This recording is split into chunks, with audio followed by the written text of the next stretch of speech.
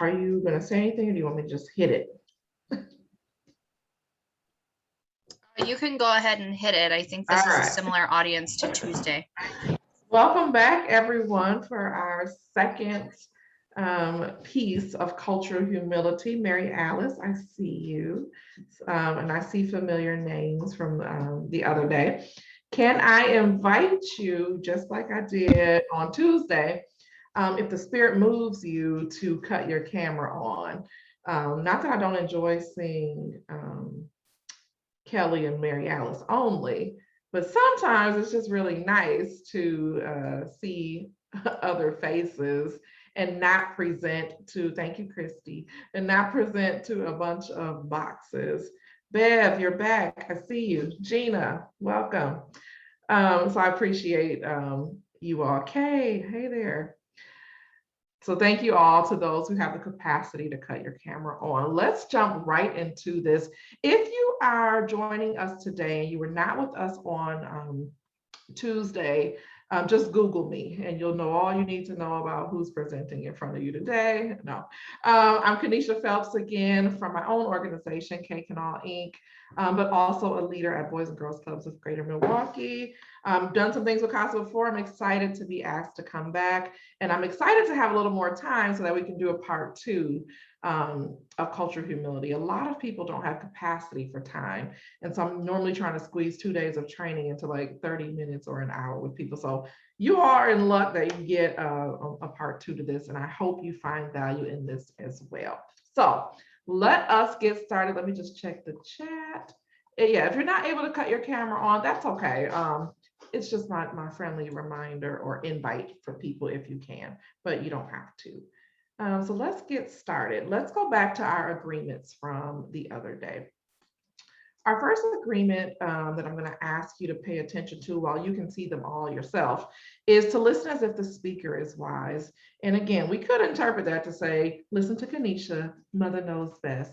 But I'm really inviting you to consider that whoever shares today, if people decide to share their truth, that we accept that it's their truth and that they're the expert on themselves. I statements, friendly reminder, if you do share that you are speaking, you're singing your own song and you're not speaking for groups of people. I won't speak for every woman in the world. I won't speak for all the glass wearing people of the world. I'm going to speak from Kanisha's perspective and Kanisha's lens. Pay attention to what moves you. So maybe some things moved you the other day in a really great way. Maybe you were excited to hear the information. You were excited to be learning with each other, but maybe you were activated in a way that you didn't understand something, or something made you feel ashamed or guilt or pity or whatever, and maybe you were mad at me. Pay attention to those things that move you. We went over our first tenet of cultural humility on Tuesday, which was really knowing ourselves. So self-reflection and lifelong learning. Our second principle is to look at people as the expert. And what do I mean by people as the expert? Remember, this is an adapted curriculum from Dr. Melanie Turvalon, which is really client or patient as expert. But I've adapted it to really think of people as the expert. People's the expert on their own story, on their own life, on their own identity, on their own definition of who they show up in this world as. And so you can notice that listen as if the speaker is wise appears here, but it also appears in our agreement. If you choose to get a better understanding of people, you have to believe their story. You have to take into consideration what they are saying about themselves.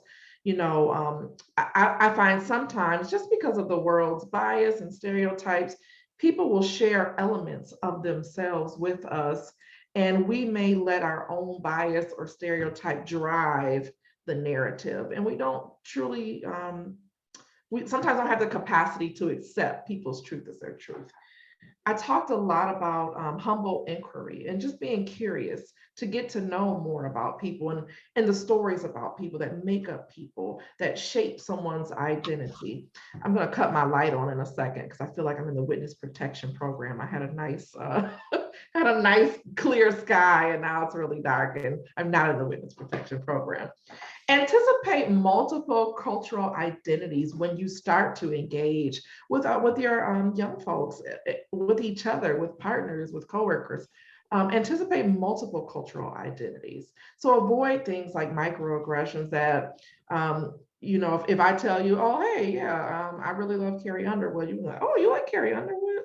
That you would anticipate that there's different dimensions and layers of who I could be, and not just what you see or what you have been taught to believe about certain groups of people, young people, seasoned people, Black people, white people, adopted people, like that you would open your mind to anticipate there may be layers to people.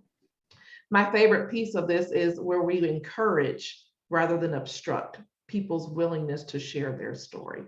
Are you making space for people to share their story with you? Or is it about your agenda? And so maybe you're meeting with a youth and you're trying to get through some things, but they're trying to share their story. They're trying to share their truth and invite you into learning more about them. Do you encourage that, or do you obstruct the sharing of people's stories? You are the student of other people. So again, always being a lifelong learner. And then the danger of the story. What are the stories and how could they be dangerous? Or maybe not helpful. Maybe I won't say dangerous. I'll choose to say today, how can they be not helpful? What are the stories we tell ourselves about other people? As someone who is actively in therapy with my husband, who I do love, but actively in therapy with him, I have started to realize there were just many stories I've told myself about him, and it impacts our relationship in a way that's not productive. Can you see that in yourself? Can you maybe understand that you may have a story about other people, about children, about other advocates, about CASA, about your parents, about their parents, about certain communities and places, and maybe they're true, but maybe there's a danger in those stories that we tell ourselves. We're going to start today with one of my favorite videos. I've already told Kelly, it is a longer video. So I'm okay if you stand up, stretch, don't go anywhere. Don't start a project, don't shoot an email out.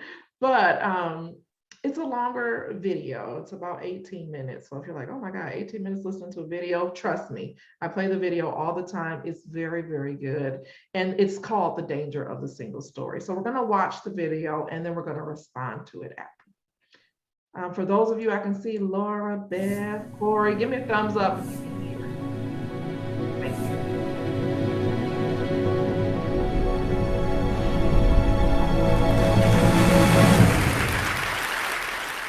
I'm a storyteller, and I would like to tell you a few personal stories about what I like to call the danger of the single story.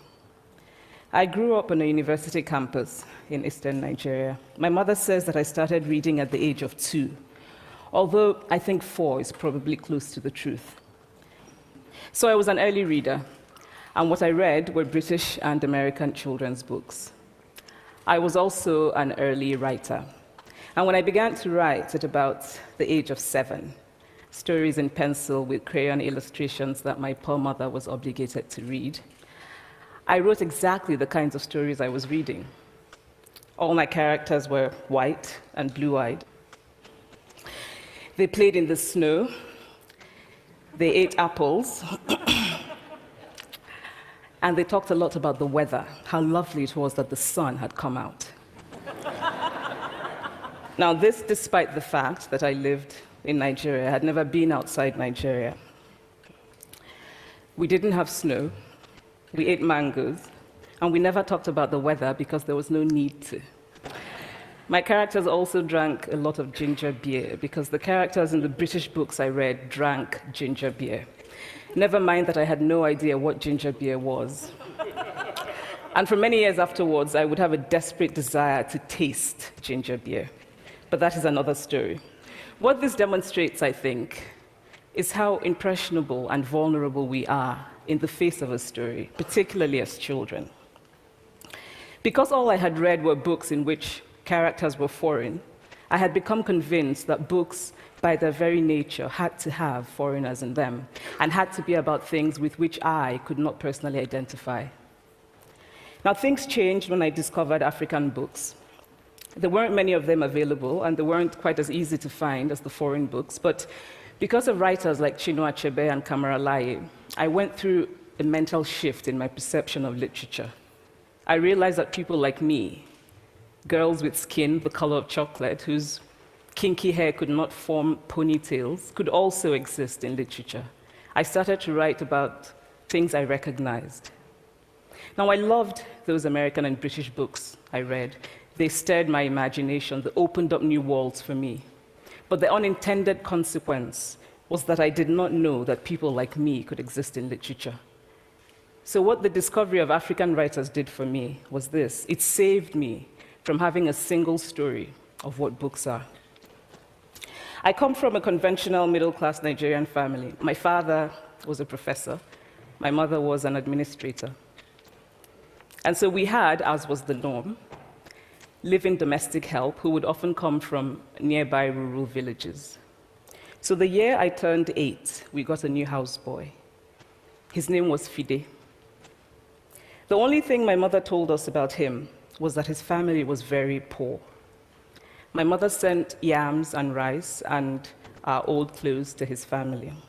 And when I didn't finish my dinner, my mother would say, "Finish your food. Don't you know people like Fide's family have nothing?"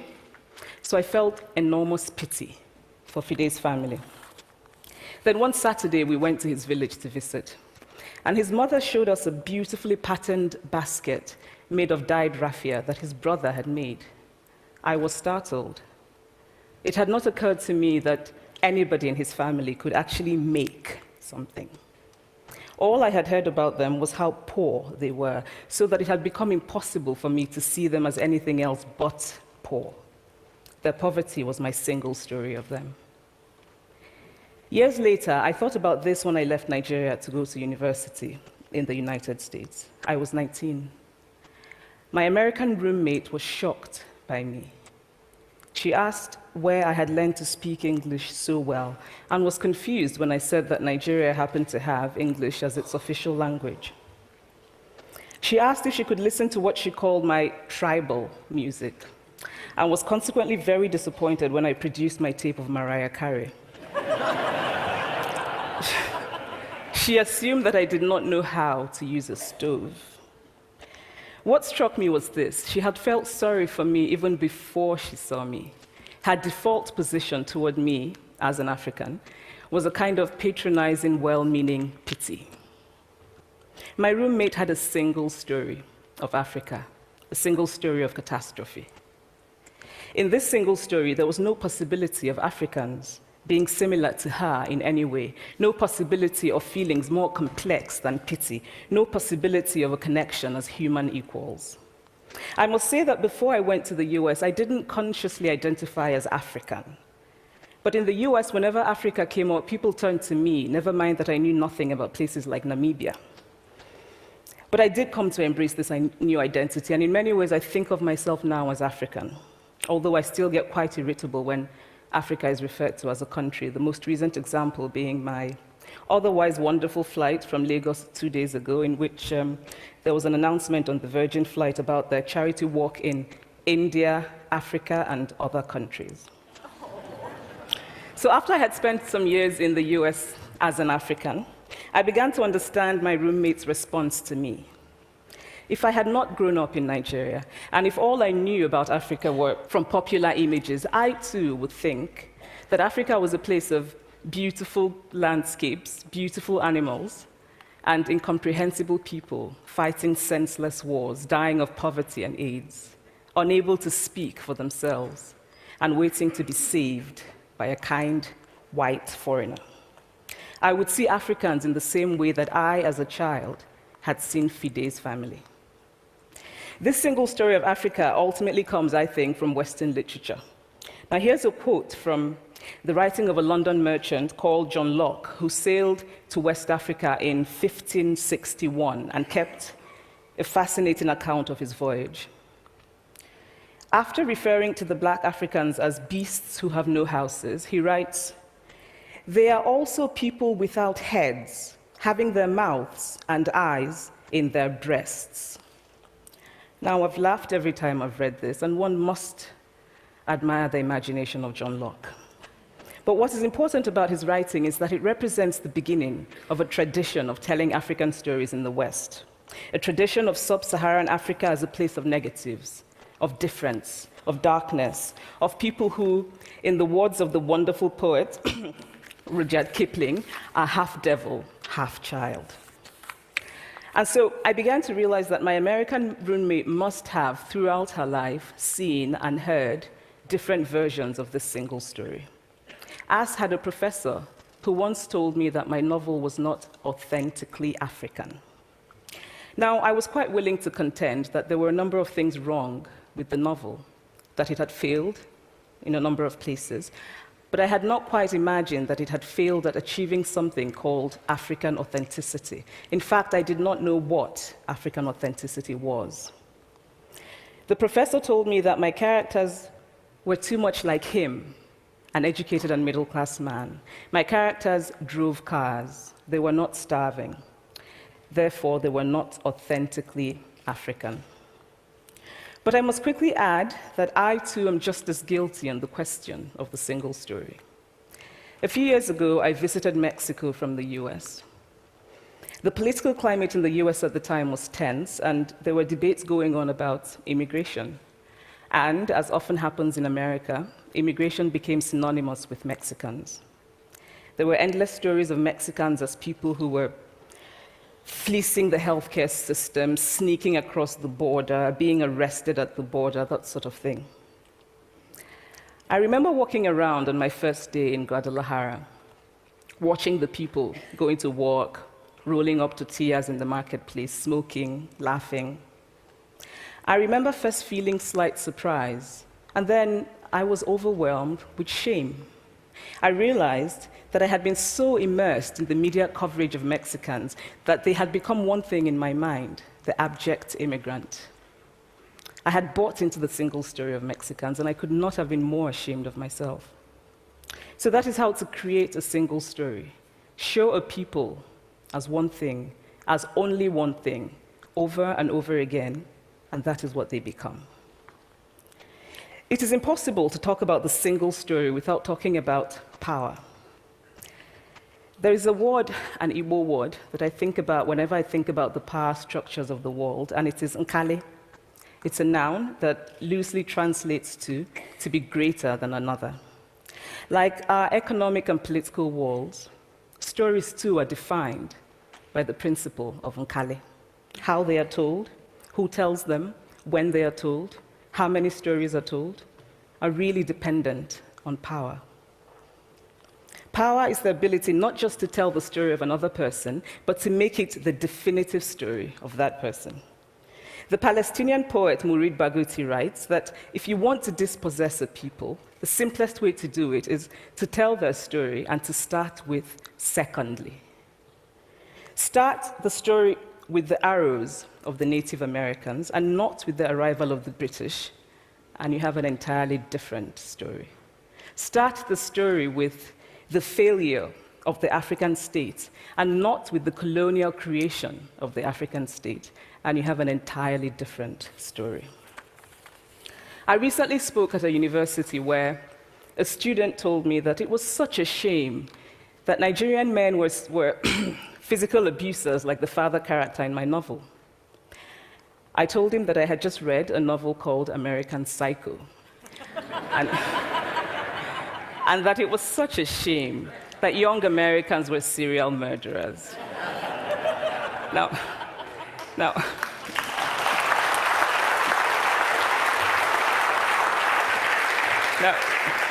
obviously, I said this in a fit of mild irritation, but it would never have occurred to me to think that just because I had read a novel in which a character was a serial killer, that he was somehow representative of all Americans.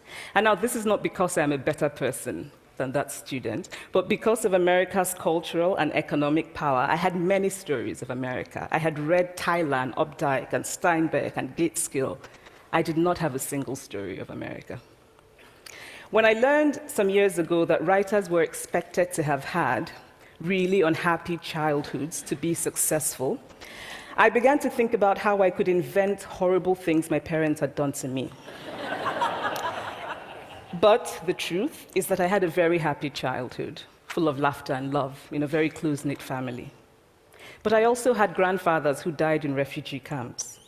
My cousin, Polly, died because he could not get adequate health care. One of my closest friends, Ukuloma, died in a plane crash because our fire trucks did not have water. I grew up under repressive military governments that devalued education so that sometimes my parents were not paid their salaries. And so as a child, I saw jam disappear from the breakfast table. Then margarine disappeared. Then bread became too expensive. Then milk became rationed. And most of all, a kind of normalized political fear invaded our lives. All of these stories make me who I am. But to insist on only these negative stories is to flatten my experience and to overlook the many other stories that formed me. The single story creates stereotypes. And the problem with stereotypes is not that they are untrue, but that they are incomplete. They make one story become the only story. Of course, Africa is a continent full of catastrophes, the immense ones, such as the horrific rapes in Congo, and depressing ones, such as the fact that 5,000 people apply for one job vacancy in Nigeria. But there are other stories that are not about catastrophe, and it is very important, it is just as important to talk about them. I've always felt that it is impossible to engage properly with a place or a person without engaging with all of the stories of that place and that person. The consequence of the single story is this: it robs people of dignity. It makes our recognition of our equal humanity difficult. It emphasizes how we are different rather than how we are similar. So what if before my Mexican trip, I had followed the immigration debate from both sides, the US and the Mexican? What if my mother had told us that Fide's family was poor and hardworking? What if we had an African television network that broadcast diverse African stories all over the world, what the Nigerian writer Chinua Achebe calls a balance of stories? What if my roommate knew about my Nigerian publisher, Mukhtar Bakare, a remarkable man who left his job in a bank to follow his dream and start a publishing house? Now, the conventional wisdom was that Nigerians don't read literature. He disagreed. He felt that people who could read would read if you made literature affordable and available to them. Shortly after he published my first novel, I went to a TV station in Lagos to do an interview. And a woman who worked there as a messenger came up to me and said, "I really liked your novel. I didn't like the ending. Now you must write a sequel, and this is what will happen." And she went on to tell me what to write in the sequel. Now, I was not only charmed, I was very moved. Here was a woman, part of the ordinary masses of Nigerians who were not supposed to be readers. She had not only read the book, but she had taken ownership of it and felt justified in telling me what to write in the sequel. Now, what if my roommate knew about my friend, Fumi Yonda, a fearless woman who hosts a TV show in Lagos and is determined to tell the stories that we prefer to forget? What if my roommate knew about the heart procedure that was performed in a Lagos hospital last week? What if my roommate knew about contemporary Nigerian music, talented people singing in English and Pidgin and Igbo and Yoruba and Ijo, mixing influences from Jay-Z to Fela to Bob Marley to their grandfathers? What if my roommate knew about the female lawyer who recently went to court in Nigeria to challenge a ridiculous law that required women to get their husband's consent before renewing their passports? What if my roommate knew about Nollywood, full of innovative people making films despite great technical odds? Films so popular that they really are the best example of Nigerians consuming what they produce. What if my roommate knew about my wonderfully ambitious hair braider who has just started her own business selling hair extensions? Or about the millions of other Nigerians who start businesses and sometimes fail, but continue to nurse ambition? Every time I am home, I am confronted with the usual sources of irritation for most Nigerians: our failed infrastructure, our failed government, but also by the incredible resilience of people who thrive despite the government rather than because of it. I teach writing workshops in Lagos every summer, and it is amazing to me how many people apply, how many people are eager to write, to tell stories. My Nigerian publisher and I have just started a nonprofit called Farafina Trust, and we have big dreams of building libraries and refurbishing libraries that already exist and providing books for state schools that don't have anything in their libraries, and also of organizing lots and lots of workshops on reading and writing for all the people who are eager to tell our many stories. Stories matter. Many stories matter. Stories have been used to dispossess and to malign, but stories can also be used to empower and to humanize. Stories can break the dignity of a people, but stories can also repair that broken dignity. The American writer Alice Walker wrote this about her Southern relatives who had moved to the North, and she introduced them to a book about the Southern life that they had left behind. They sat around reading the book themselves, listening to me read the book, and the kind of paradise was regained. I would like to end with this thought, that when we reject the single story, when we realize that there is never a single story about any place, we regain a kind of paradise. Thank you. So it was long, I didn't lie, but it's good. What are some initial, let me invite those to cut your cameras back on if the spirit moves you. What are your initial thoughts about, thank you, Sharon, I see your comment about the video. What stood out to you? What do you feel like you're gonna keep hearing in your head later this evening? Eye-opening, worth every minute. Thank you, Sharon. I struggled, I found pieces of the video, but I'm like, no, this piece was good, but there's a piece of miss if I only show this piece. And so I did want to show the whole thing. Yes, Mary Alice, no one person is a single story. It's why that encourage rather than obstruct the telling of the story is so important to me. Do we make enough time to learn about other people, to truly find out what makes up one person? Do we make time for that? Anybody else? Reflection before I keep going. Look for multiple. Yes, thank you, Bev. All right, let's keep going. So, really quickly, I am going to do this as an activity. Normally, I would put you in a breakout room, but principle 3 is about community advocacy. And I want you to stretch your mind about what I mean when I say community. So sure, community could be like neighborhood, our basic community. But think about community of advocates, community of youth, community of people in one organization. So I want you to kind of think of it that way. What I'd like for you to do, if you can, is I'll walk you through the list. I want you to evaluate yourself first. I'm a person who always says, let's talk about myself first, and then how I relate and tie into a different community. So building on existing strengths in the CASA community, Wisconsin CASA community. Who do you reach out to? How are you building on strengths of the youth that you're advocating for, or for each other as advocates? Do you feel like you have the responsibility to go beyond your comfort and into the communities that you serve, where you serve youth at, where the mission of the organization lives, where you shop, where you eat, where you live? Are you listening to the youth community? So if we make youth a whole community, how do you know that you're really listening to them? Are you creating conditions for that to occur? One thing I like to do when I talk about myself at work or at a performance evaluate, I come with the receipts. I come with the proof. I'm doing this, and here's how I know I'm doing this, which is why I kind of added that. Do you make conditions for listening to occur in your relationships with youth? And if so, how? What's the proof? How do you know that you're truly doing that? And then who defines the priority of the relationship? Is what's happening in this organization based on CASA's priorities, volunteer priority, advocate priority? Is the relationship of who's guiding what you define as a priority in understanding and working with and advocating for other people? Who holds the keys? And what I mean by that is I'll just give you a very transparent story about myself. In a mentoring relationship I had a few years ago with a young woman.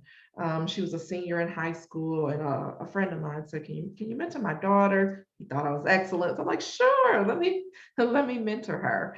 And I started our relationship out with just assumptions, right? I made a story up about what I thought I knew about her, what my friend had told me about her, and I was going to introduce her to all of these things she had never been introduced to. And I was going to take her to our art music. Like I was going to stretch her mind.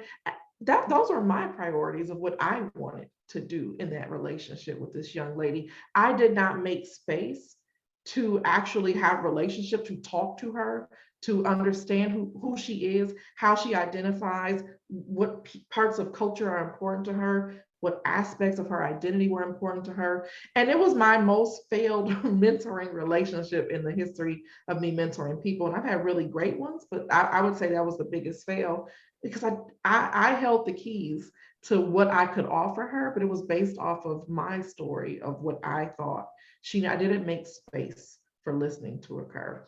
And then, do you act as a student and partner of the youth in the community you service? So just maybe evaluate yourself. We probably don't have time to truly dive into your role as an advocate in CASA and the organization. I would imagine Kelly and all her people there may do it for the org. But I want you to reflect on this slide. And if anyone so bravely would unmute and share kind of where you see yourself, maybe opportunity area, like where are you strong at on this list if we're talking about full community advocacy, and where could you stand a little bit of opportunity to improve? And thank you, Corey and Alex. I see your comments about the single story. So give you like a minute to just kind of digest this slide. Where would you land on yourself? Maybe what you're good at and where there's opportunity. Sharon, what I mean by who holds the keys is, if I go back to that example with the young lady, so when I say the keys, I'm really talking about resources, recommendations, experiences. But who holds the keys was me, because if I really got to know the young lady, if I got to understand what she's looking for out of life, out of a mentorship relationship with me, the resources I would be able to provide her with would better align with what she's trying to be, grow into. So when I say who holds the keys, it's did I only take her to do things that I wanted to do? Because in my mind, I was opening up her mind to my world. When really, if I would have made space to listen to her, I would have offered a different set of keys, because they would have been guided. Those resources and experiences and people I referred her to, she would have been the driver. So who holds the keys in relationships? That's what I mean by that, if that makes sense, Sharon.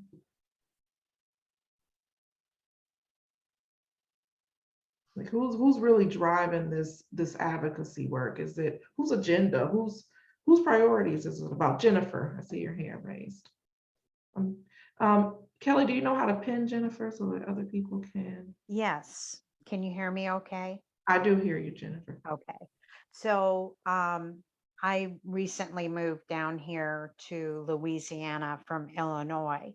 And when I was in Illinois, I had a senior care business, which I would go to people's homes. And of course, it was beautiful because, um, you know, what this is talking about is, um, you know, breaking into people's lives and finding out more about them. And that's basically what I did up there. Um, and it was beautiful because it's, you know, you learn so much about other people and how they live. Mhm. When we moved down here, of course, things just changed. I did have the door opened to be a CASA volunteer, Mhm. and I wanted to dive into helping children. Mhm. And so this has been beautiful in now my first case, of course, the children got adopted. And so now they get to come over, and they come over once a month every weekend. And um, they have brought the children from the in my neighborhood, which we have a lot of children in the neighborhood in our little subdivision. And it has, I mean, it's fun because I get to hear all their little stories. And I just think it's fascinating to be able to you know, be fun. I mean, be a child again with them, and hearing their stories of discovering new things, like nature. And, I mean, kids down here seem to be more inquisitive about going hiking and catching frogs and snakes. And so it's opened up a new identity for myself, I should say. I'm glad you made that connection. That sounds like a great strength. Jennifer, can you think of maybe an area of opportunity? And I'm not putting you on the spot, so if you say, let me think about that, I'm okay with that too. Well, I mean, I think the area of opportunity, I think just making myself open and being able to not be afraid to be, because we as people feel like we're going to be judged, by another person, or you're afraid to make contact with maybe even reach out to a child because you're afraid that you are going to say the wrong thing, or maybe present yourself as too aggressive. And I think that's a good opportunity right there to really evaluate yourself and make yourself more encouraging and not obstructive. Thank you, Jennifer. You shared last time. I appreciate you. Anybody else before I move on? I know you're going to be up at bedtime working on this, reflecting, so I'm okay with with people not sharing openly in a large group. But yeah, just somebody unmuted. I could share, yeah. Christy, Christy, yeah. Just from past experience, so I'm kind of a different person on this call. Like, I'm a board member now for Wisconsin CASA, but I was a guardian ad litem for 15 years. And I think something when I was younger in working as an attorney in that area, I had and I was working in St. Louis, downtown St. Louis City, had a really hard time probably being capable of listening to the youth that I was representing and hearing their story and their needs. And I think so much of the court system is based on our quote unquote culture of what is necessary and what they need. And so we ask for those services, which may or may not even be what are really appropriate for the child. And I think as time went on, you get to kind of learn that, but it takes an open mind to actually ask and sit down, and especially if it's a culture different from your own, obviously. Absolutely. So yeah, I appreciate you bringing that up. I think about I'm an implicit bias trainer as well, so I always start those sessions out saying, what is the promise that was promised to the people, right? Let's go back to the Declaration and never said life, liberty, blah blah blah. And I'm like, okay, great. Who was that promise for? And then we get to who that promise was really for, which excluded lots of people. It excluded women, excluded people of color, excluded uneducated males, like excluded homosexual male, like excluded a lot of people. And then I say, now what systems were built on the promise? And judicial, education, healthcare. And we talk about how that still plays out today. Whose priorities is it and who's really set up to succeed? Most of the positions that we're in are not, they just weren't designed for everyone's perspective. We say what safety is for people. We say what the best education is like for people. We don't include include people. I appreciate that comment. Sorry, I could go all day about that, but Yeah. thank you. Let's move on to our next. I primed you on Tuesday to think about this one. Challenging the power imbalance. So recognizing when power is used and when power is abused. Now, I want you to think about that word power. Some people will say things like, I don't have power, but you know, when you really start to think about your position in this organization, I think you do have some control, some perceived power by other people, especially probably our young people. Reflect on your own experience. So most people, right? Because I asked you on Tuesday, I said, come with a story, come thinking about a time when someone used power and privilege against you and think of, you know, and then if you can think about maybe when you did it. And most people can tell me right away, right? If I let you loose, people can tell me, I know someone used their authority again. I know someone had used their privilege. I know somebody used their positional power against me. Do we feel like we can call that out or make space for someone to call it out against us? At that time of me mentoring that young lady, I was so blinded by my own agenda to be a helper to her.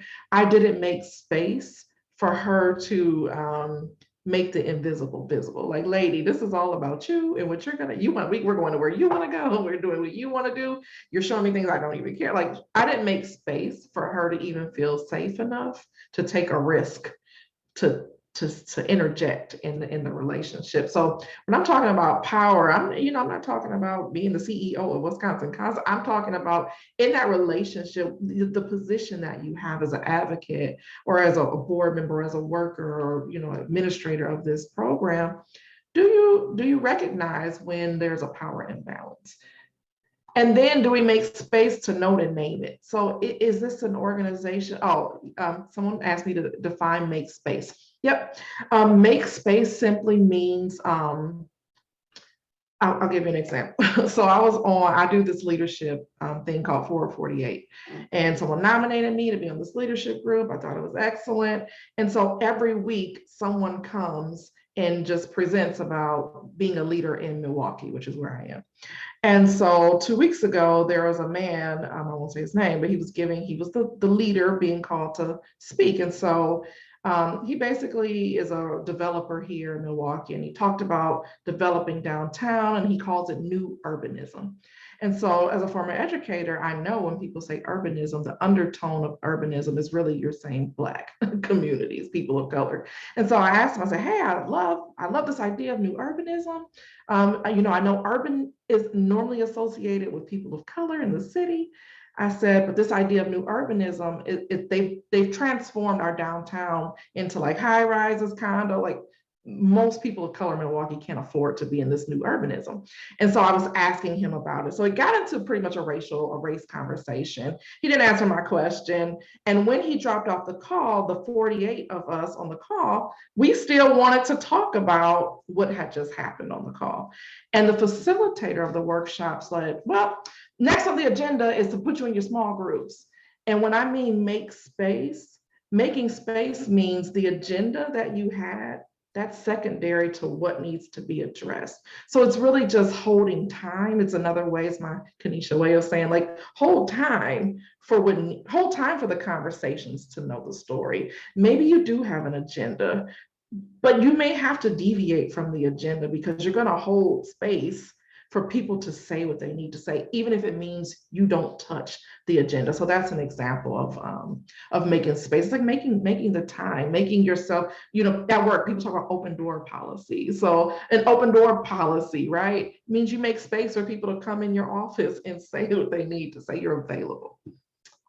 All right, here's the activity that I asked you all to do. I asked you to think about a time that you felt someone used their power and privilege against you or somebody else. And sometimes that power and privilege just shows up in your identity, right? I'm married to my husband. We went to Cozumel right before the pandemic.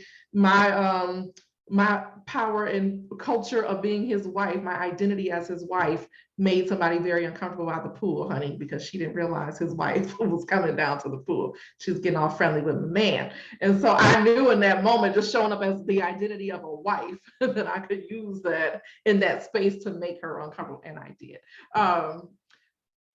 And then I asked if you could be bold and maybe even a little bit of humility in a culture humility session. Can you recognize maybe times where you didn't recognize that you were actually using your power and privilege to benefit yourself? So it's loaded. Anyone want to share one or the other? I would really prefer, since we have limited time, if someone would just be so honest to maybe talk about, maybe you're reflecting on a time that you actually used your power, privilege, position, identity to benefit you. And if we really want to go deep, I'd ask you later to even think about, do you use that in your relationship with youth, with parents, at work?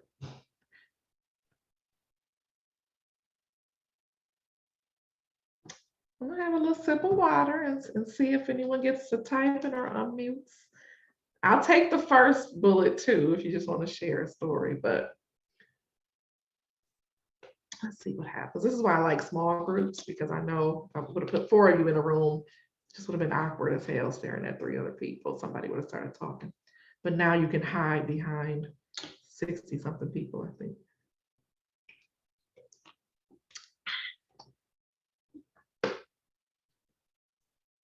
Okay, I'm gonna keep going, but I am going to encourage you to think about this, to talk about it with someone who's not me, who you love and trust, even though I feel like the spirit says that our energy loves each other. But think about it. Are there ways that power, privilege, your identity as an advocate, does it show up to benefit you in your relationships with the organization? And then finally, our final principle of cultural humility is really institutional consistency. And I will say I'm not a fan of the word institutional, but does this organization reflect the people they serve? And let me start by saying, I'm not suggesting, what normally happens here is someone says, are you saying if we're serving kids of color or LGBTQ youth, that if I don't identify as that I cannot be? Nope, that's not where I'm going with this. I'll show you where I'm going with this on the next slide. So if you're already ready to tune me out because you think that's where it's going, that is not where it's going. Is there community representation in every opportunity? Again, thinking of community as community of youth, the family community, the organization, advocate community. Do you distribute knowledge and decision-making freely and often? So how are decisions made? Is it shared leadership? Is there a shared type of relationship? And are your practices reflective of social justice, equity, and inclusion? So equity not being equality, not saying that everyone should get the exact same thing, but everyone gets what they need. So if we go a little further, some organizations to really look to see if they align. Remember, cultural humility could be a framework, but it also could be a way of life and a practice. So sometimes, when I have more time, we talk about practices and policies and strategies, and do they align with what we've talked about? Is there a community of volunteers that have shared history, heritage, knowledge, and skills? So when I said, does the organization represent the people they serve, I'm not suggesting that you need a certain race or gender orientation. I'm not suggesting that. I'm saying, someone mentioned empathy in the chat earlier, like, can people connect to experiences of who they're serving? Do you represent each other in that way?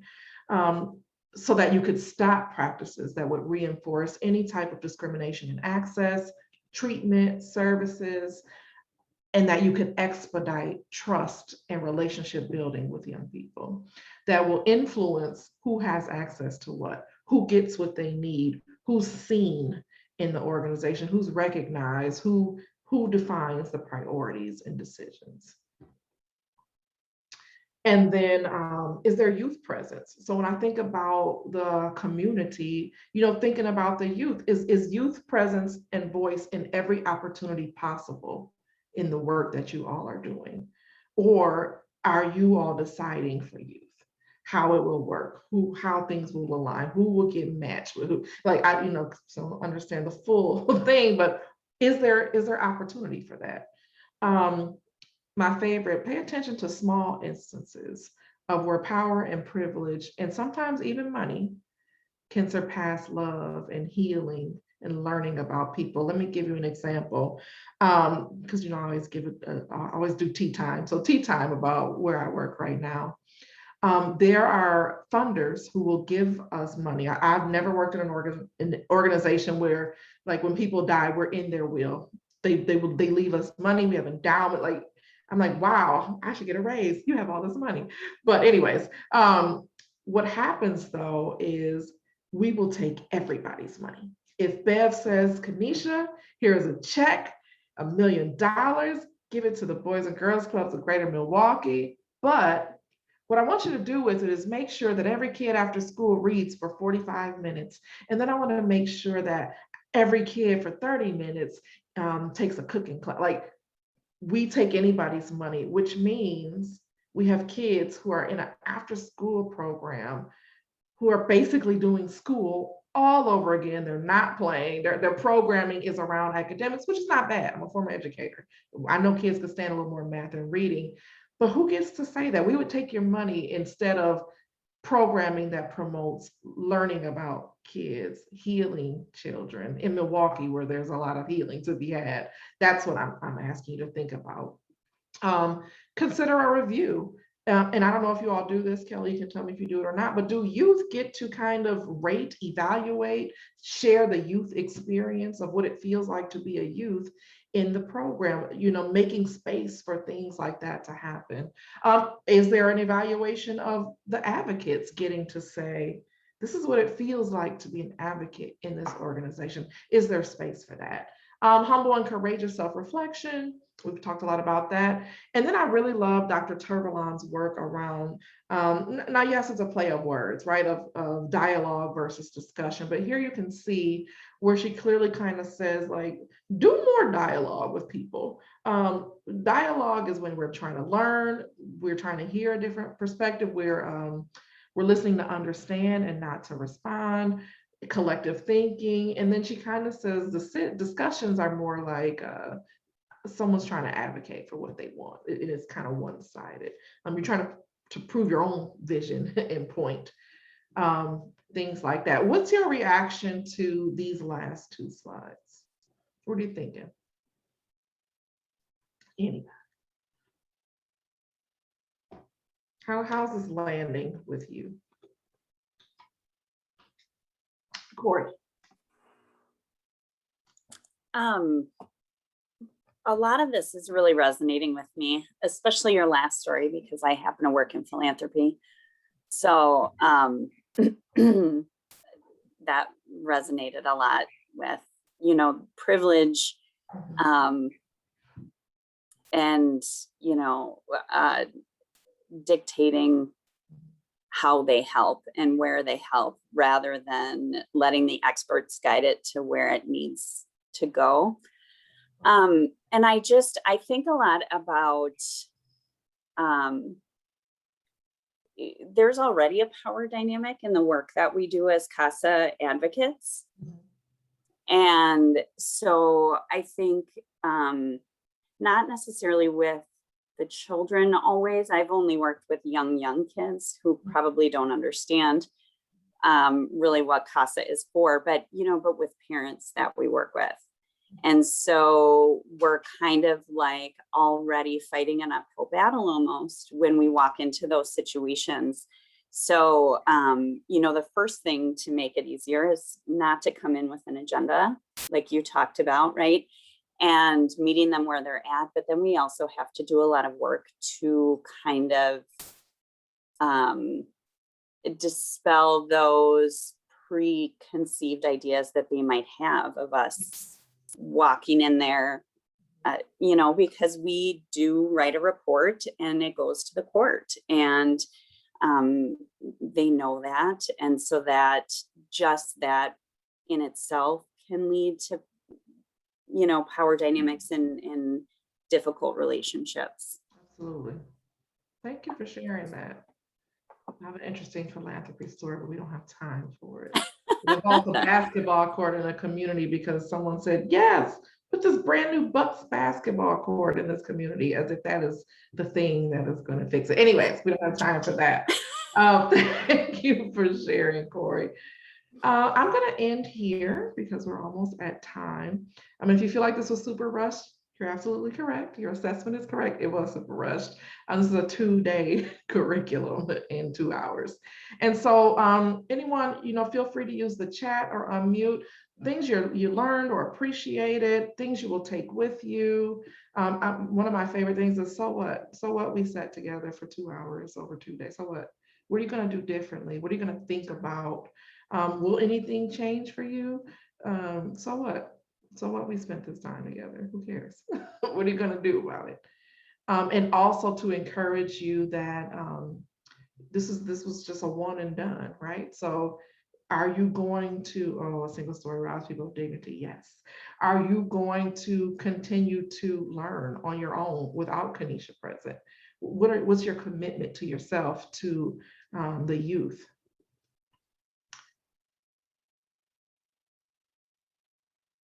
Thank you. I see some comments.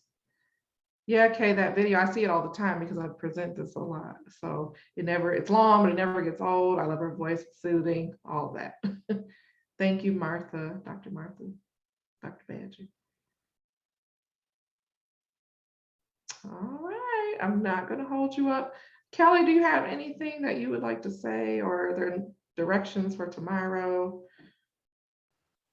I don't have anything to add other than thank you for your content this week. It's been amazing. We really appreciate you.